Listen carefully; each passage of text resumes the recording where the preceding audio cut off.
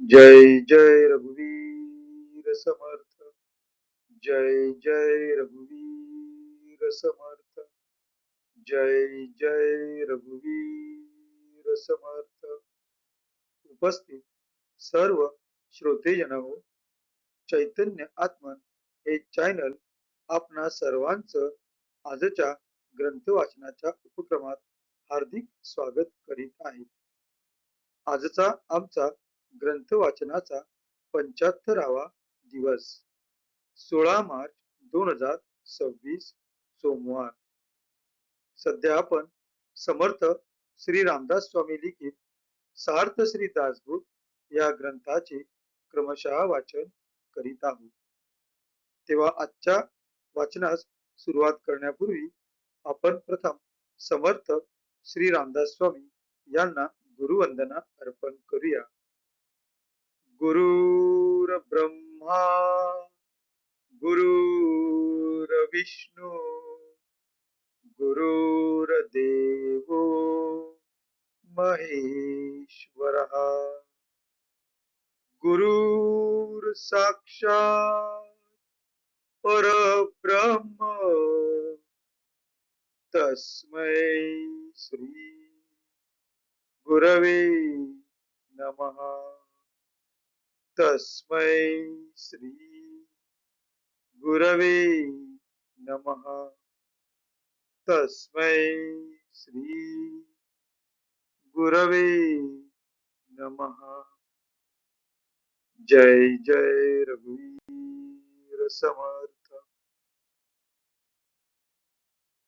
आता आपण सार्थ श्री दासबोध या ग्रंथाच्या श्रवणाच्या फलश्रुतीचे वाचन करूया। या फलश्रुतीचे वर्णन समर्थ श्री रामदास स्वामी यांनी त्यांनी स्वतः लिहिलेल्या सार्थ श्री दासबोध या ग्रंथातील पहिल्या दशकातील पहिल्या समासात वर्णन केलेले आहे। तेव्हा आपण या फलश्रुतीचे आता वाचन करूया।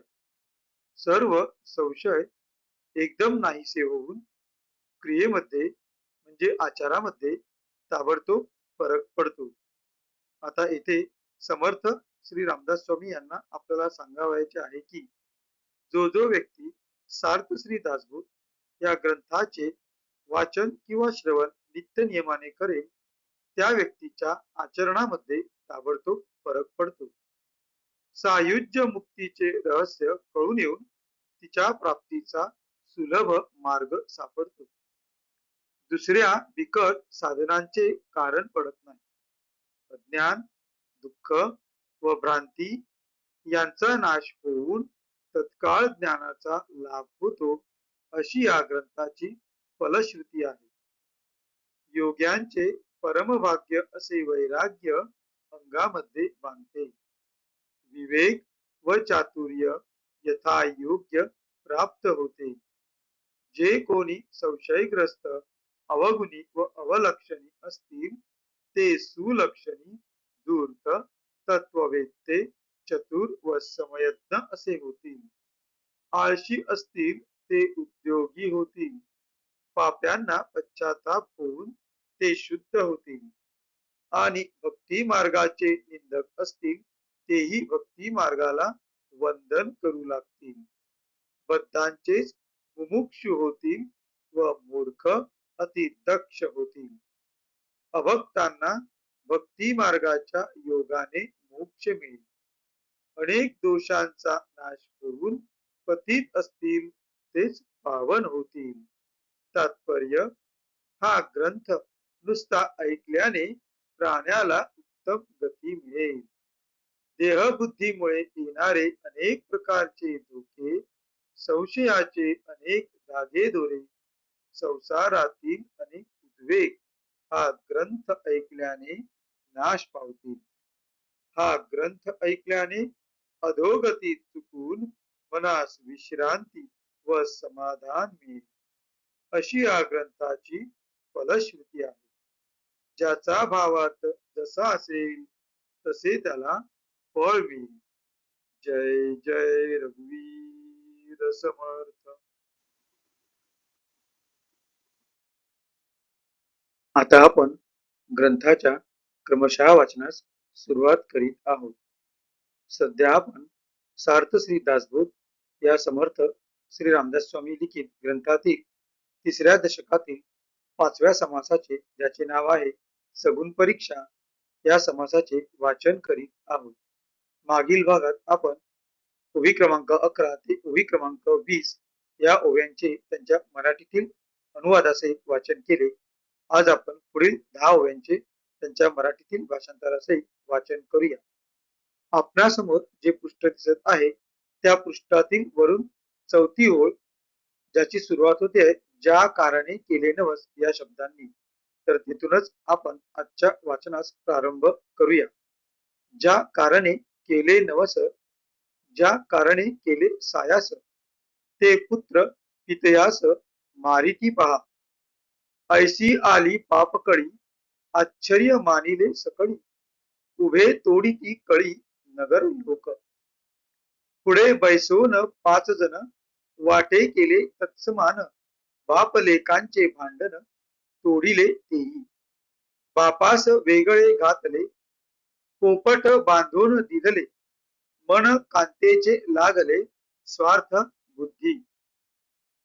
कांता तरुण पुरुष वृद्ध, दोघांस पडिला संबंध, खेद सांडून आनंद मानिला तेही.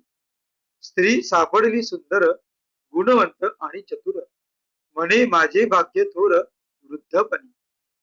ऐसा आनंद मानिला, दुःख सर्वही विसरला, तव तो गलबला झाला. परत चक्र आले, अकस्मात धाडी आली, कांता बंदी धरून नेली, वस्त भावही गेली प्राणी याची. तेने दुःख झाले भारी, दीर्घ स्वरे रुदन करी, मनी आठवे सुंदरी गुणवंत. तव तिची वार्ता आली, तुमची कांता भ्रष्टली, ऐकून या अंग घाली पृथ्वीवरी. जय जय रघुवीर समर्थ. आज आपण ओवी क्रमांक 21 ते ओवी क्रमांक 30 या 10 ओव्यांचे वाचन केलेले आहे. आता आपण त्यांचा मराठीतील अर्थ पाहूया. आपणासमोर जे पृष्ठ दिसत आहे त्या पृष्ठाच्या वरून 5वी ओळ 21 या अंकाने सुरू होते. तेथूनच आपण आजच्या मराठीतील अनुवादाच्या वाचनाची सुरुवात करूया. अहो, ज्यांच्यासाठी, ज्या लेकरांसाठी नवस सायास केले, तेच मुलगे बापास म्हातारपणी मारित आहेत पहा. असा हा पापरूपी कळीचा, असा हा पापरूपी कलीचा, पापाच्या काळाचा किंवा पापरूपी कलहाचा प्रताप पाहून सर्वांस मोठे आश्चर्य वाटले. उभ्या असलेल्या गावकऱ्यांनी भांडण सोडविले.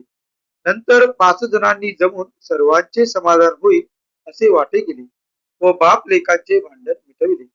बापाला वेगळे काढून त्याला झोपडी बांधून दिली. तेथे राहत असता त्याची बायको संसार स्वार्थ पाहू लागली. बायको तरुण व नवरा वृद्ध, तथापि अशा स्थितीत दोघेही आनंद मानून राहू लागली. तो नवरा म्हणू लागला की माझे भाग्य मोठे थोर, म्हणून म्हातारपणी मला अशी रूपवान, गुणवान व चतुर बायको मिळाली. झालेले सर्व दुःख विसरून संसारात असा आनंद मानतो न मानतो तोच परचक्र आल्याची भूल उठली. एकदम ह्याच्या घरावर हल्ला आला. बायको चोरट्यांनी पकडून दिली आणि ह्याच्या घरातल्या जिनसा पानसही लुटल्या गेल्या. याची चीज वस्तू व बायको घेऊन शत्रू गेले. केवढा दुःखाचा प्रसंग. त्यामुळे फार शोकाकुल होऊन मोठ्याने गळा काढून मनात बायकोचे रूप व गुण आठवून रडू लागला. तो तिला भ्रष्ट केली अशी बातमी आली ती ऐकून शोकाने जमिनीवर गडबडा लोळू लागला. जय जय रघुवीर समर्थ. पुढील ओव्यांचे वाचन आपण पुढील भागात पाहूया. आता आपण समर्थ श्री रामदास स्वामी यांना कृतज्ञतापूर्वक गुरुवंदना करून आजच्या या ग्रंथ वाचनाच्या भागाची सांगता करूया. शुकासारिके पूर्ण वैराग्य ज्याचे, वसिष्ठा परिज्ञान योगेश्वराचे, कवी वाल्मिका सारिका मान्य ऐसा, नमस्कार माझा सद्गुरु रामदासा. जय जय रघुवीर रघुवीर समर्थ. उपस्थित सर्व श्रोत्यांना पुन्हा एकदा नमस्कार, धन्यवाद, खूप खूप आभार. भेटू पुढच्या भागात. जय जय रघुवीर समर्थ.